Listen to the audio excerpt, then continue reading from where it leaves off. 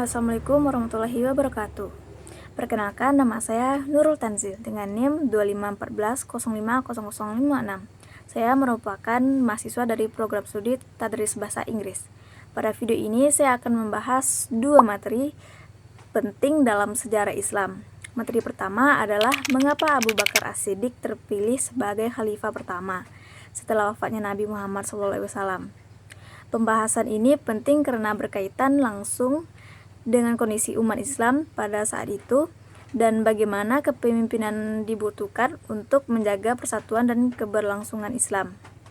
Nah, materi kedua yaitu membahas jasa terbesar Umar bin Khattab bagi perjalanan sejarah agama Islam, khususnya perannya dalam penguatan sistem pemerintahan, hukum, dan perluasan wilayah Islam yang membawa pengaruh besar hingga masa sekarang. Melalui video ini saya berharap dapat membantu kita untuk memahami peran kedua tokoh besar tersebut secara lebih jelas dan logis, serta menambah wawasan kita tentang sejarah kepemimpinan dalam Islam. Nah, sebelum kita bahas mengapa Abu Bakar As-Siddiq menjadi khalifah pertama pada saat Nabi wafat, alangkah lebih baiknya kita bahas dulu nih, siapa sih Abu Bakar As-Siddiq? Abu Bakar As-Siddiq adalah sahabat terdekat Nabi Muhammad SAW. Nah, dan dia adalah khalifah pertama dalam sejarah Islam. Nama aslinya adalah Abdullah bin Abi Quhafah. Berasal dari suku Quraisy, ia termasuk orang pertama yang memeluk Islam dan sejak awal dikenal sebagai sosok yang jujur, lembut, dan sangat dipercaya sehingga mendapat gelar As-Siddiq, yang berarti orang yang selalu membenarkan. Nah, Abu Bakar selalu mendampingi Nabi dalam berbagai keadaan penting, misalnya termasuk saat hijrah ke Madinah. Nah, jadi kenapa sih Abu Bakar As-Siddiq ditunjuk sebagai khalifah pertama setelah wafatnya Nabi Muhammad? Nah, jadi pada saat itu, setelah Nabi Muhammad wafat, umat Islam berada dalam keadaan yang sangat genting. Banyak orang yang hari ini membayangkan seolah-olah semua langsung, rapi, dan tenang. Padahal kenyataannya justru kebalikannya. Wafatnya Nabi bukan hanya kehilangan seseorang pemimpin spiritual, tapi juga kepala negara, hakim, panglima perang, dan pemersatu umat. Jika tidak segera ada pemimpin, umat Islam akan sangat berisiko terpecah. Dalam situasi seperti itu, muncul pertanyaan besar, siapa yang akan menjadi pemimpin umat Islam selanjutnya? Dari sinilah Abu Bakar As-Siddiq akhirnya terpilih sebagai khalifah pertama. Bukan karena kebetulan, tapi karena beberapa alasan yang sangat logis dan sesuai dengan kondisi saat itu. Yang pertama, kedekatan Abu Bakar dengan Nabi Muhammad SAW. Abu Bakar adalah sahabat paling awal masuk Islam dan selalu berada di sisi Nabi Muhammad saat itu. Ia menemani Nabi saat hijrah ke Madinah, sebuah peristiwa yang sangat menentukan bagi sejarah Islam. Dalam Al-Quran pun peristiwa ini diabadikan, menunjukkan betapa pentingnya posisi Abu Bakar. Kedekatan ini bukan sekedar emosional, tetapi menunjukkan kepercayaan penuh Nabi kepada Abu Bakar. Selanjutnya, kepercayaan Nabi terhadap kepemimpinan Abu Bakar. Menjelang wafatnya Nabi, Abu Bakar dipercaya untuk menjadi imam salat menggantikan beliau. Dalam masyarakat Arab saat itu, imam salat bukan sekadar pemimpin ibadah, tetapi simbol kepemimpinan umum. Banyak sahabat memahami hal ini sebagai isyarat kuat bahwa Abu Bakar layak memimpin umat setelah Nabi wafat. Yang ketiga, kepribadian dan integritas Abu Bakar. Abu Bakar dikenal sebagai sosok yang sangat jujur, lembut tetapi tegas dalam prinsip. Gelar As-Siddiq diberikan karena ia selalu membenarkan Nabi tanpa ragu, termasuk saat peristiwa Isra Mi'raj yang banyak diragukan orang. Dalam kondisi umat yang sedang guncang, karakter ini sangat dibutuhkan. Orang yang bisa dipercaya, tidak ambisius, dan lebih mengutamakan kepentingan umat daripada kekuasaan. Keempat, penerimaan dari mayoritas sahabat. Setelah Nabi wafat, terjadi musyawarah di Syaqifah Bani Saidah antara kaum Muhajirin dan kaum Ansor. Perdebatan sempat terjadi karena masing-masing merasa memiliki peran besar dalam Islam. Namun pada akhirnya para sahabat sepakat bahwa Abu Bakar adalah sosok yang paling bisa diterima oleh semua pihak. Umar bin Khattab sendiri yang dikenal tegas dan berpengaruh justru menjadi orang pertama yang membayat Abu Bakar. Ini menunjukkan bahwa pemilihan Abu Bakar bukan hasil paksaan, tetapi konsensus dalam situasi darurat. Kelima, pengalaman dan kematangan Abu Bakar. Abu Bakar adalah sahabat yang lebih tua, matang secara emosional, dan berpengalaman dalam memimpin. Ia memahami karakter masyarakat Arab dan tahu bagaimana menghadapi konflik. Ini sangat penting karena setelah wafatnya Nabi, muncul berbagai masalah serius seperti kemunculan nabi-nabi palsu dan gerakan perkembangan yang mengancam eksistensi Islam. Umat Islam membutuhkan pemimpin yang tidak hanya saleh tetapi juga berani mengambil keputusan. Nah, yang keenam, sikap Abu Bakar setelah menjadi khalifah justru membuktikan bahwa ia adalah pilihan yang tepat. Dalam pidato pertamanya, Abu Bakar menegaskan bahwa ia bukan yang terbaik, tapi akan memimpin berdasarkan Al-Quran dan Sunnah. Ia juga meminta umat untuk meluruskannya jika ia salah. Sikap rendah hati ini menunjukkan bahwa kepemimpinannya bukan untuk kekuasaan, melainkan amanah. Selain itu, Abu Bakar menunjukkan ketegasan luar biasa dalam menjaga keutuhan Islam. Ia memerangi kaum murtad dan nabi palsu dalam perang Riddah, sebuah keputusan yang awalnya ditentang sebagian sahabat, tetapi terbukti menyelamatkan Islam dari kehancuran. Tanpa ketegasan Abu Bakar, sangat mungkin Islam saat itu terpecah dan kehilangan otoritasnya. Dari semua penjelasan ini dapat disimpulkan bahwa Abu Bakar As-Siddiq terpilih sebagai khalifah pertama bukan karena garis keturunan, kekuatan militer, atau ambisi pribadi, melainkan karena kombinasi kepercayaan Nabi, dukungan sahabat, kepribadian yang kuat, dan kebutuhan umat Islam pada saat itu. Pemilihannya adalah jawaban paling logis atas krisis besar yang sedang dihadapi umat Islam setelah wafatnya Nabi Muhammad SAW. Abu Bakar menjadi khalifah pertama karena umat Islam membutuhkan sosok yang paling siap, paling dipercaya, dan paling mampu menjaga keberlangsungan Islam di masa yang sangat genting. Dan saat itu, orang tersebut adalah Abu Bakar As-Siddiq. Nah, selanjutnya kita masuk penjelasan yang kedua. Sebelum itu, kita kenali dulu nggak sih siapa sih Umar bin Khattab? Umar bin Khattab adalah salah satu sahabat besar Nabi Muhammad SAW dan khalifah kedua setelah Abu Bakar As-Siddiq. Nah, dalam sejarah Islam, nama lengkapnya adalah Umar bin Khattab bin Nufail, berasal dari suku Quraisy, Bani Adi.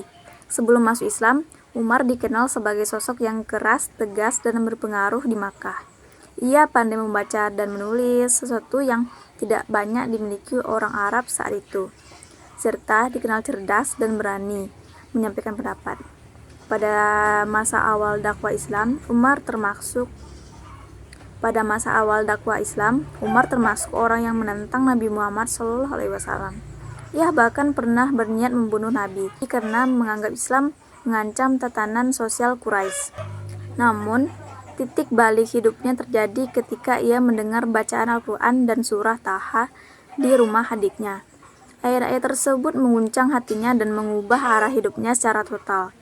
Sejak saat itu, Umar pemeluk Islam dan menjadi salah satu pendukung terkuat dakwah Nabi. Setelah masuk Islam, Umar dikenal sangat berani dalam membela Islam. Ia tidak ragu menampakkan keislamannya secara terbuka, sehingga kaum muslimin yang sebenarnya berdakwah secara sembunyi-sembunyi mulai mendapatkan kekuatan moral, karena ketegasan dan kemampuannya membedakan kebenaran dan kebatilan. Umar mendapat gelar Al-Faruq, yang berarti pembeda antara yang benar dan yang salah. Setelah wafatnya Nabi Muhammad, Umar menjadi penasihat utama Abu Bakar As-Siddiq. Ia kemudian dibayat menjadi khalifah kedua setelah Abu Bakar wafat.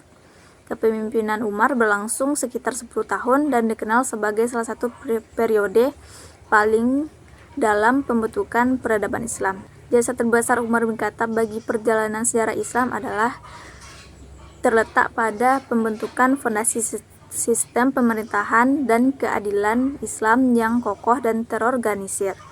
Jika Abu Bakar berperan menyelamatkan Islam dari kehancuran setelah wafatnya Nabi, maka Umar berperan mengubah Islam menjadi peradaban yang kuat, stabil, dan berkelanjutan.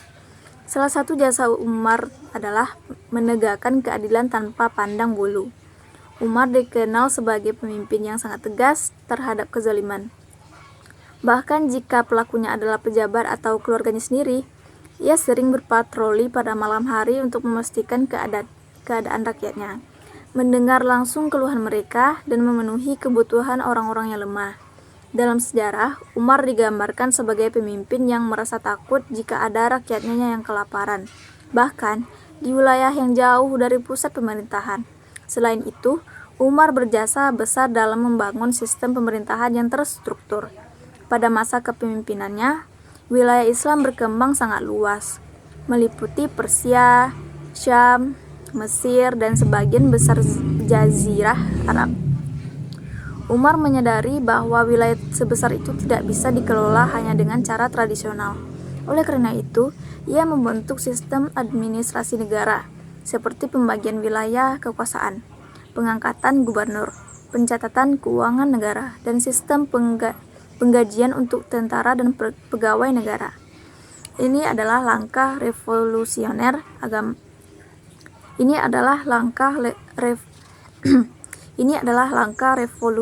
yang menjadikan Islam bukan hanya agama, tetapi juga sistem sosial dan politik yang tertata.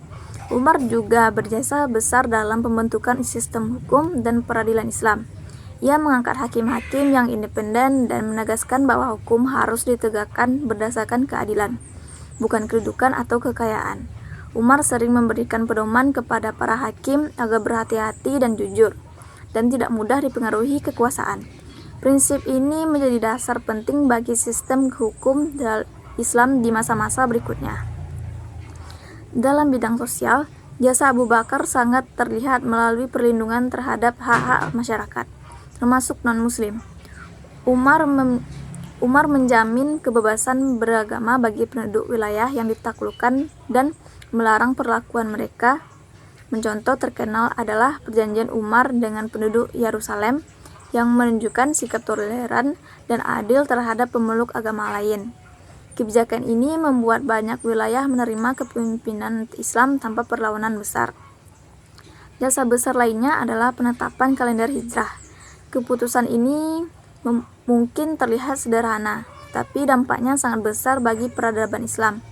Kalender hijrah menjadi sistem penanggalan resmi umat Islam hingga sekarang, digunakan dalam ibadah, administrasi, dan di sejarah Islam.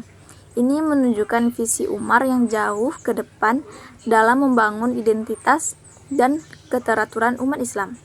Selain itu, Umar juga berperan penting dalam pembinaan moral kepemimpinan.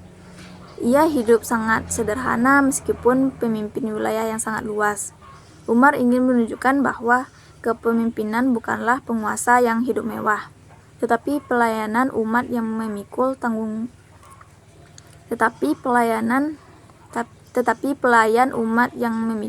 jawab besar. Keteladanannya menjadi standar etika kepemimpinan Islam yang harus dikagumi hingga saat ini. Secara keseluruhan, jasa terbesar Umar bin Khattab adalah menjadikan Islam sebagai sistem peradaban yang adil, kuat, dan terorganisir, tanpa meninggalkan nilai-nilai spiritual dan kemanusiaan.